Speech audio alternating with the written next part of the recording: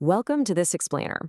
Whenever we hear about the gold standard today, it's almost always talked about as this single, flawless system from the past that we somehow tragically lost.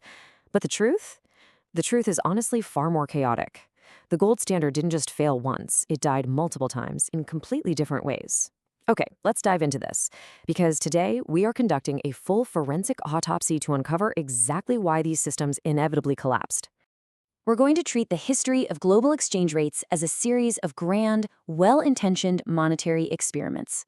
Today's agenda: first, the problem with two metals; second, the first gold standard; third, stretching the gold supply; fourth, the Bretton Woods era; and finally, the Nixon shock and beyond.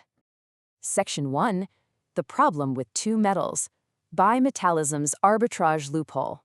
Now, what's really interesting about this slide is how it maps out the perfect legal heist. Because see, back in the earliest era called bimetallism, official money was based on both gold and silver.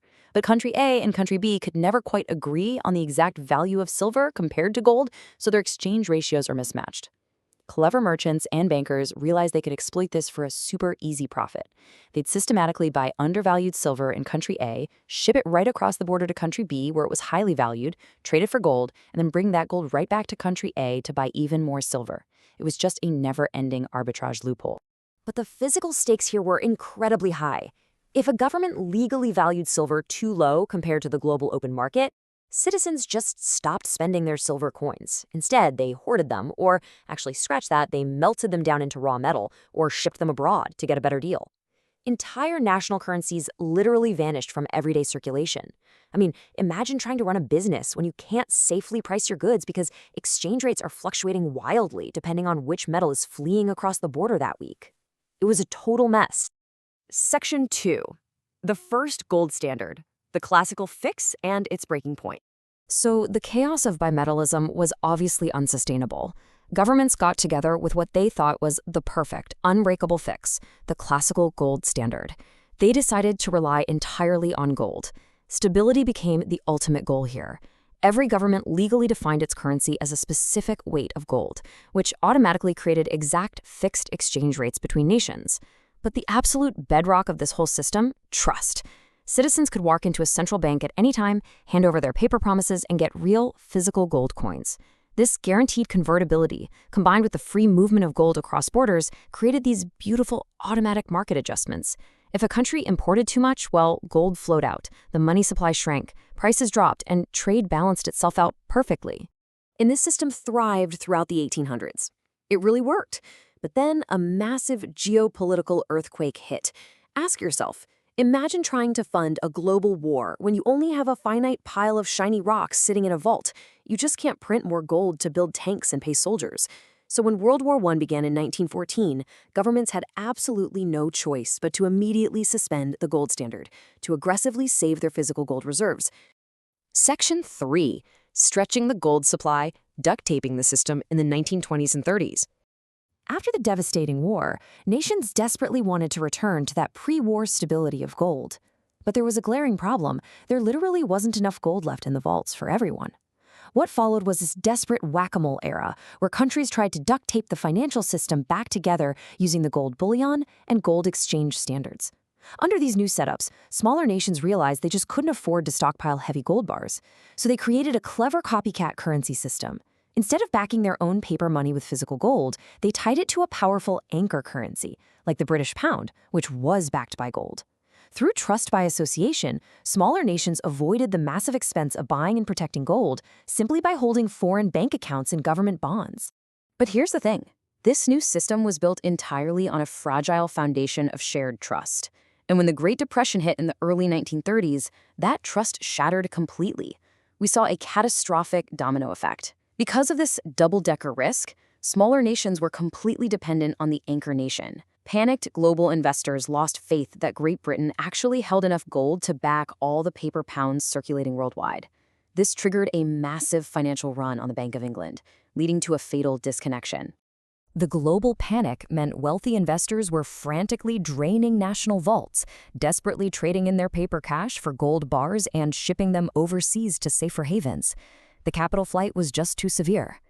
To stop their gold from completely disappearing, the very nations anchoring the global economy had to break their promises. Great Britain suspended the system in 1931, the United States followed in 1933, and France in 1936. The interwar gold standard was officially dead. Let's move to and see how this builds into Section 4, the Bretton Woods era, the final grand experiment. Out of the ashes of World War II came the 1944 Bretton Woods Agreement. This was the final grand experiment to bring back global order. The US dollar became the supreme global anchor. The US promised to peg the dollar to gold at a strict $35 an ounce, and every other nation pegged their currency directly to the dollar. On paper, it looked brilliant, but it contained a fatal mathematical flaw at its very core, known as the Triffin dilemma paradox. For global trade to grow and for shattered economies to recover, the world needed a massive, constantly growing supply of US dollars. But the only way the US could supply these dollars was by spending far more abroad than it earned. The system literally required the US to run huge trade deficits, mathematically guaranteeing that one day the dollars in circulation would completely eclipse the actual gold sitting in American vaults. And by the 1960s, that is exactly what happened. Fueled by heavy overseas military spending and massive domestic programs, the United States printed and spent an enormous amount of money. Just look at this stark visual mismatch. On one side, you have a staggering, towering mountain of paper dollars circulating across the globe. On the other side, a strictly finite, unchanging supply of U.S. physical gold. The rest of the world looked at this huge imbalance and completely lost faith that America could ever actually honor its $35 an ounce promise. Which brings us to the climax of the entire Bretton Woods system. What happens when everyone asks for their gold at once? Foreign central banks, absolutely terrified that the dollars they were hoarding were about to lose their value, began aggressively trading in their massive dollar reserves.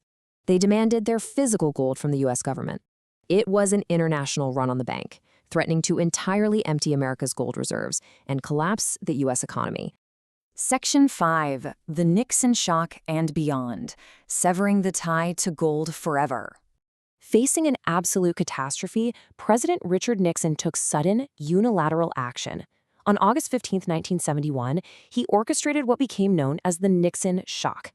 He completely closed the gold window, officially and permanently ending the United States' promise to convert paper dollars into gold for foreign nations. With that single stroke, the final global gold standard was completely severed. And this brilliantly illustrates the reality we live in right now, the modern mixed system. Today, physical metal has been entirely removed from the equation. Notice how countries are now completely free to choose their own paths. Some utilize a free-floating system where pure global supply and demand dictate value. Others use a managed float, stepping in only when things get volatile. And some smaller nations use conventional pegging to link their money to giants like the US dollar or the euro.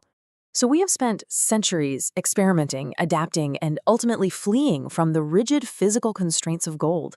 We survived the arbitrage of bimetallism, the wartime collapse of the classical system, the domino panics of the interwar years, and the mathematical impossibilities of Bretton Woods. But as we look at our modern era of unbacked fiat currency, totally untethered from physical metal, we have to ask ourselves, have we actually created a system that is safer and immune to the panics of history, or are we just running a brand new, massive experiment? Thank you so much for exploring this with me today.